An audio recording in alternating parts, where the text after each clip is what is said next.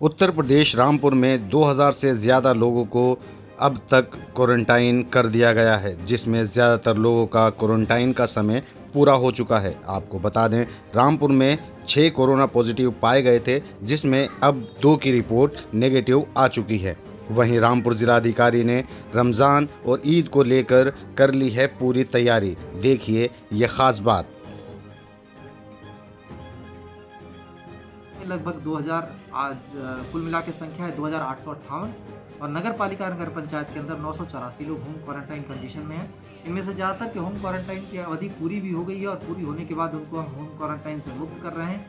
लेकिन सभी लोगों से अभी भी रिक्वेस्ट कर रहे हैं, लॉकडाउन को जिस स्ट्रिक्टली हमने लागू किया है, ये बात याद रखें कि हमारे यहाँ जनपद के अंदर से अभी तक कोई भी पॉजिटिव केस नहीं आ रहा है और कुल जो 6 पॉजिटिव आए थे उनमें से केवल एक ही व्यक्ति है जो रामपुर का निवासी था, जो दिल्ली से आया था। तो और उसके बाद से कोई केस पिछले 10 दिनों में नहीं बढ़ा है। वो हमारी इस जो नए केस नहीं बढ़े, इसके पीछे सबसे बड़ा जो योगदान है लॉकडाउन का स्ट्रिक्टली पालन करना रहा है और इसमें लोगों का सहयोग भरपूर हमें मिला है। जनपद रामपुर में अभी तक जितने टेस्ट हुए, लगभग हमने 250 से ज़्यादा टेस्ट किए और उसमें सभी को पता ही है कि एक साथ टांडा में 5 लोग और फिर इंदिरा गांव जो भोट थाने के अंदर पड़ता है उसमें एक व्यक्ति पॉजिटिव आया था। कुल 6 लोग पॉजिटिव आए थे। लेकिन जब रिपीट सैंपल भेजा गया तो उसमें उन 6 में से 2 लोग, यानी एक भोट के इंदिरा गांव का रहने वाला व्यक्ति और उन 5 व्यक्ति जो टांडा में थे उनमें से एक व्यक्ति नेगेटिव आया। फिर हमने उसको कंफर्म करने के लिए जो रिपीट सैंपल भेजा उसमें भी दोनों नेगेटिव आए हैं। इस तरीके से एक तो इसका रिजल्ट ये रहा कि 2 लोगों को हम अब क्वारंटाइन कंडीशन में डाल रहे हैं, वो एक्टिव नहीं रहे, अब वो पैसिव क्वारंटाइन में जाएंगे। तो हमारे कुल पॉजिटिव लोगों की संख्या अब केवल 4 रह गई है। उन 4 के सैंपल भी भेजे गए हैं और हमें उम्मीद है कि आज शाम तक या कल सुबह तक उनके भी रिजल्ट आ जाएंगे। उसके अनुसार आगे फैसला लेंगे।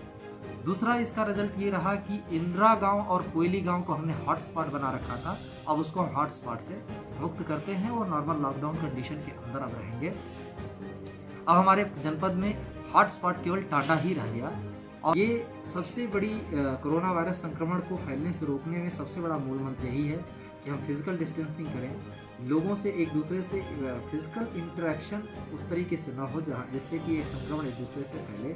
और इसके अलावा हमने लगातार जो लोग कहने के बावजूद मुंह को ढक के नहीं निकल रहे, उनके ऊपर हमने जुर्माना भी किया है और टोटल जुर्माना अभी तक हम लगभग 10 लाख रुपए तक का जुर्माना लगा चुके हैं, जिसको कोविड-19 में ही हम वापस दे रहे हैं। दौरान लोगों को किसी तरीके की असुविधा न हो, इसके लिए हमने रमजान के दौरान प्रयोग की जाने वाली सभी सामग्रियों की सूची तैयार कर ली है। इसके जितने विक्रेता हैं या बनाने वाले हैं उन सबसे संपर्क हम कर रहे हैं और सभी लोगों की प्रॉपर तैयारी सभी लोगों के साथ कर ले रहे हैं।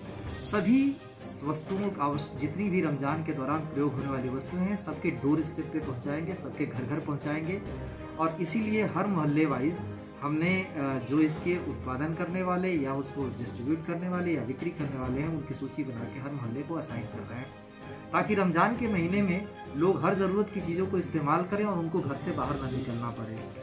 उत्तर प्रदेश के कासगंज में 3 कोरोना पॉजिटिव मिलते ही कासगंज के जिलाधिकारी चंद्र प्रकाश सिंह हरकत में आ गए। जी, ये वही क्षेत्र है जहां पर 3 कोरोना पॉजिटिव पाए गए थे, जहां पर हॉटस्पॉट एरिया घोषित कर दिया गया था। आप देख सकते हैं, उसके बाद हर घर को सैनिटाइज का काम शुरू कर दिया, हर घर में सैनिटाइज किया गया। जनपद कासगंज के नगर शाहबाद में पूरी तरह से अब लॉकडाउन का पालन कराया जा रहा है। आप देख सकते हैं नगर के शाहबाद में मेन बाज़ार में जिसमें सन्नाटा छाया हुआ है, किस तरह नगर शाहबाद को पूरी तरह बंद करके लॉकडाउन का पालन कराया जा रहा है। वहीं भारतीय स्टेट बैंक आप देख सकते हैं कि बैंक में कोई भी आदमी नज़र नहीं आ रहा है।